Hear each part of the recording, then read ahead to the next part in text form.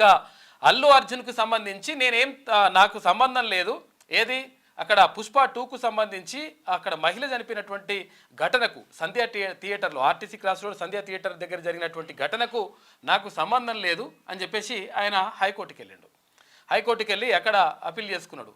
అంటే ఇప్పుడు సినిమా చూడడానికి వచ్చిన వాళ్ళు పిచ్చోళ్ళు అనమాట.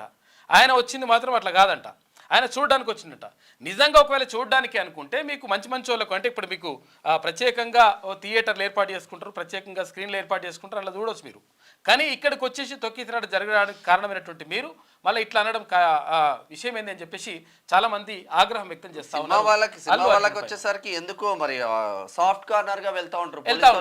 చిన్న ఎగ్జాంపుల్, ఇప్పుడు మంచు కుటుంబం ఉంది, మంచు ఇంట్లో మంటలు రాజేస్తే హైకోర్టు ఏం చెప్తా ఉంటారంటే పోలీసు వాళ్ళు అత్యుత్సాహం పనికిరాదు, మీరు వాళ్ళను మాట్లాడుకోనివ్వండి అని సాఫ్ట్ గా చెప్తా ఉంది. సరే, అంటే హైకోర్టు మనం తప్పు పట్టేది ఉండదు, అదో పరిచయం ఉంటుంది. కానీ సరే, అక్కడ ఆ విషయం పక్కకు పెడితే విషయం ఏంటంటే ఇప్పుడు చిన్నగా ఒకవేళ బిగ్ బాస్ షోలో మనోడు విజేతగా నిలిస్తే పల్లవి ప్రశాంత్ విజేతగా నిలిస్తే ఏమైంది, అప్పుడు జస్ట్ ర్యాలీ తీస్తారా అట్లయితారా ఇట్లయితారా అని మనోడు తీసుకొని లోపల పడేసారు. చెంచల్ కూడా జైల్లో, మేము కూడా ములాఖత్ వెళ్ళేసి వచ్చినాము.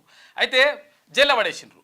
జైల్లో పడేసి ఇక ఆగమాగం చేసి కేసులు పెట్టి రకరకాలుగా వేసిండ్రు. ఆడ జరిగింది తొక్కిసలాట జరగలే, తర్వాత ఇంకెటువంటిది లేదు, ఎవరు చనిపోలేదు, ఎవరికి ప్రమాదం కూడా జరగలేదు, కనీసం గాయాలు కూడా కాలేదు. అయితే ఇట్లా ఎట్టి పరిస్థితుల్లో నువ్వు ర్యాలీ తీస్తే ఇబ్బంది అవుతుందని చెప్పేసి తీసుకుపోయి లోపల పడేసారు. అంటే చిన్నోడు కాబట్టి, తర్వాత ఇక్కడ గజ్వేల్ పిల్లగాడు కాబట్టి, అది ముదిరాజ్ పిల్లగాడు కాబట్టి ఇట్లా ఇది జరిగిందనమాట.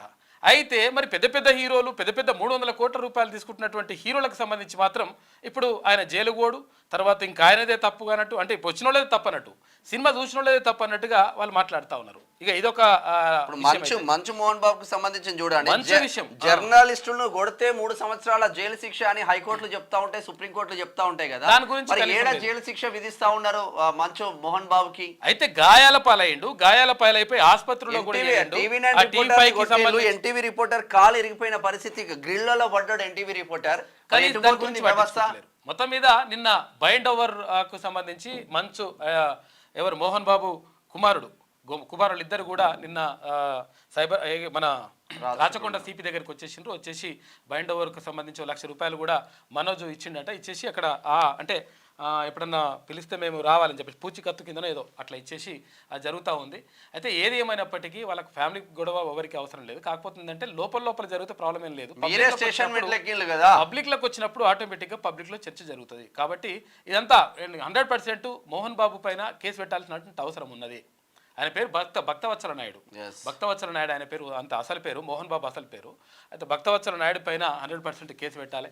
ఎందుకంటే జర్నలిస్టులు ఇష్టం వచ్చినట్టుగా నీకు సినిమాలకు హైప్ తీసుకురావడానికి, సినిమాలలో మంచిగా నీకు అది రేటింగ్ పెరగడానికి అన్నిటికేమో జర్నలిస్టులు కావాలి.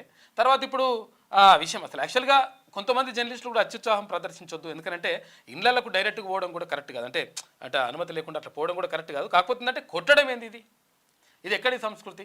క్యూ న్యూస్ ఛానల్లో పనిచేయటకు అనుభవం గల సీనియర్ వీడియో ఎడిటర్స్ కావాలను సంప్రదించవలసిన నెంబర్ 8688926084. qnewsads@gmail.com ను సంప్రదించండి. లైక్ చేయండి.